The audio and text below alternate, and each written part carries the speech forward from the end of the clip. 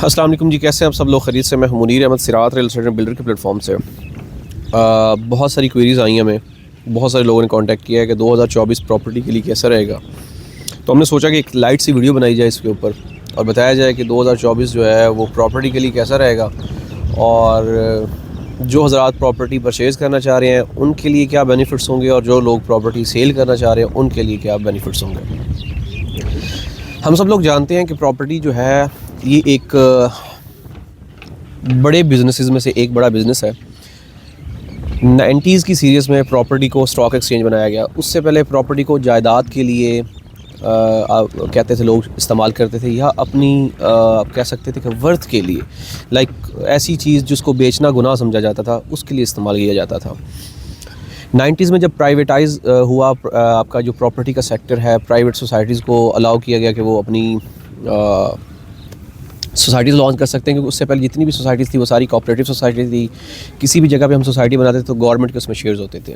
लेकिन जब 91 में या 92 में मेरे ख्याल में सोसाइटीज़ को अलाउ किया गया कि वो प्राइवेटली NOCs के ऊपर या उनको रजिस्ट्रेशन के ऊपर उनको सोसाइटीज़ बनाने की परमिशन है, तो लोगों ने धड़ाधड़ सोसाइटीज़ बनाना शुरू की। उसके बाद प्रॉपर्टी में जिद्दत आई, प्रॉपर्टी को स्टॉक एक्सचेंज की तरह इस्तेमाल किया जाने लगा और डे नाइट करके प्रॉपर्टी के ऊपर प्रॉफिट को एक्सपेक्ट किया जाने लगा। अब इससे पहले होता ये था कि लोग प्रॉपर्टी परचेज़ करते थे, उनके बच्चों के भी बच्चे जाके वो प्रॉपर्टी सेल करते थे।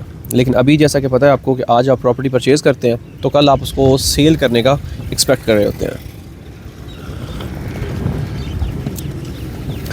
अच्छा, दो चीज़ें ऐसी हैं जो कि प्रॉपर्टी में बहुत ज़्यादा मैटर करती हैं। एक आपकी होल्डिंग कैपेसिटी, दूसरा आपका बजट।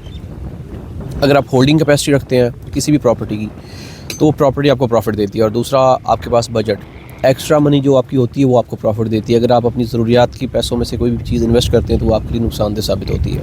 अब हम बात करते हैं 2024 के बारे में। 2024 प्रॉपर्टी के लिए कैसा होगा, इसके बारे में आज हम डिस्कस करेंगे।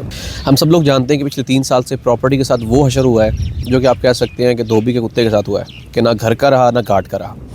मतलब सिचुएशन ये है कि बेचने वाले प्रॉपर्टी हाथ में लेके खड़े हैं, परचेज़र मार्केट में है नहीं। अब ये ना सिर्फ बहरी टाउन कराची में है, ये ओवरऑल पाकिस्तान की सिचुएशन का बता रहा हूँ कि पाकिस्तान में आपका कहीं भी प्रॉपर्टी है, कहीं भी प्लॉट है, घर है, बेंगलो है, तो आप बेचना चाह रहे हैं लेकिन आपको बायर नहीं मिल रहा, और अगर बायर मिल रहा है तो उस रेट के ऊपर मिल रहा है कि जिस रेट के ऊपर आप कह सकते हैं कि आपकी चमड़ी खींचने वाला काम है। लेकिन अगर हम बात करें तो क्योंकि प्रॉपर्टी में एक बात आप हमेशा जहन में रखिएगा, ये आप इसको आप अगर पिछले गुज़श्ता अदवार से भी देखें तो आपको समझ में आएगा कि प्रॉपर्टी अगर डाउन होती है या बढ़ती है तो किसी भी साल के एंड में या तो डाउन होना शुरू हो जाती है या फिर बढ़ना शुरू हो जाती है। 2023 के एंड में सिचुएशन ये बनी कि जब इलेक्शंस की डेट कंफर्म हुई, लोगों ने थोड़ी सी एतमाद का जो है इज़हार करना शुरू किया, तो day by day rates increase होना शुरू हो गया। अगर हम बात करें तो 2023 दिसंबर से 2024 जनवरी के आज अगर हम बात करें, आज की डेट तक आधा महीना गुजर चुका है, तो सिचुएशन ये है कि प्रॉपर्टी में 125 के प्लॉट में तकरीबन 5 से 10 लाख रुपया ऐड हो चुका है, और अगर हम घरों की बात करें तो घरों में 25 से 30 लाख रुपया ऐड हो चुका है। अब इसके साथ जो दूसरा हुआ वो ये हुआ है कि प्रॉपर्टी के रेट कुछ जगह पे बड़े नहीं भी हैं, लेकिन उसके बावजूद भी वहाँ पे सेल करने वाले जो लोग हैं उन्होंने प्रॉपर्टीज़ अपनी को होल्ड कर लिया और वो प्रॉपर्टी अपनी बेचना नहीं चाह रहे हैं। उसकी रीज़न ये कि उनको सब नज़र आ रहा है कि आगे इलेक्शंस होने वाले, इलेक्शंस के बाद डेफिनेटली मार्केट में बूस्ट आएगा, बूम आएगा और rates day by day increase होंगे। हमारी जो डिस्कशन थी वो वहीं की वहीं है कि 2024 कैसा रहेगा। 2024 के बारे में अगर हम डिस्कस करें तो 2024 मेरे ख़्याल में, जो मेरे एनालिसिस हैं या मेरी रिसर्च है उसके मुताबिक 2024 प्रॉपर्टी के लिए बेहतरीन साल माना जाएगा। उसकी 2-3 वजूहात हैं। एक तो ये कि जो बूम, बूस्ट या प्रॉफिट वाला ऊपर वाला जितना भी मटेरियल है वो प्रॉपर्टी से पिछले 2 सालों में निकला है वो डेफिनेटली दोबारा आएगा, क्योंकि प्रॉपर्टी के बारे में कहा जाता है कि प्रॉपर्टी एक जगह पर जब उसके रेट चले जाते हैं, एक पीक को जब टच कर लेते हैं, अगर वो जितने भी डाउन हो जाए दोबारा उस पीक के ऊपर ज़रूर जाते हैं। तो आज नहीं तो कल ज़रूर जाएंगे। हमारी सिचुएशन ये है कि इस वक्त अगर हम देखें तो प्रॉपर्टी के जो प्राइसेस हैं वो बिलो द लाइन है। मतलब अगर आज हम प्रॉपर्टी परचेज़ करने चाहते हैं तो प्रॉपर्टी हमें जो रेट के ऊपर मिलेगी वो उसकी एक्चुअल प्राइस से भी 10 गुना नीचे मिलेगी। मतलब लोग कह रहे हैं कि 70%, 60%, मैं कहता हूँ 70% से भी ज़्यादा प्रॉपर्टी डाउन हुई है।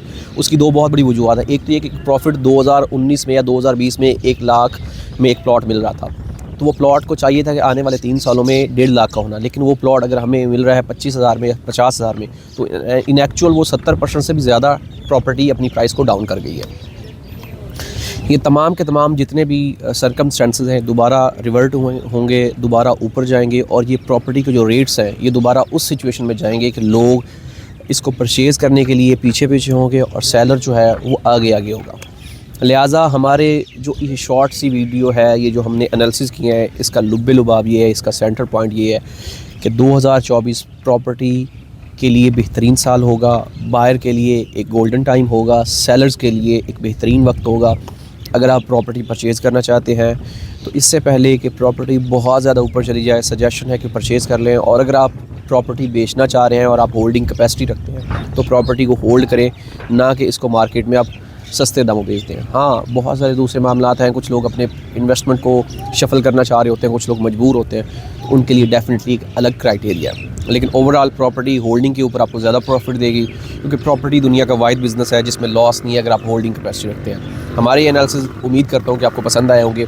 कोई भी चीज़ मैं मिस कर गया हूँ या मैं बताना भूल गया हूँ तो हमारे साथ कॉन्टैक्ट करके हमें बता सकते हैं। हम इंशाल्लाह कोशिश करेंगे अपनी नेक्स्ट वीडियो में उसको कवर अप करें। मिलते हैं एक नई वीडियो के साथ। अल्लाह हाफ़िज़।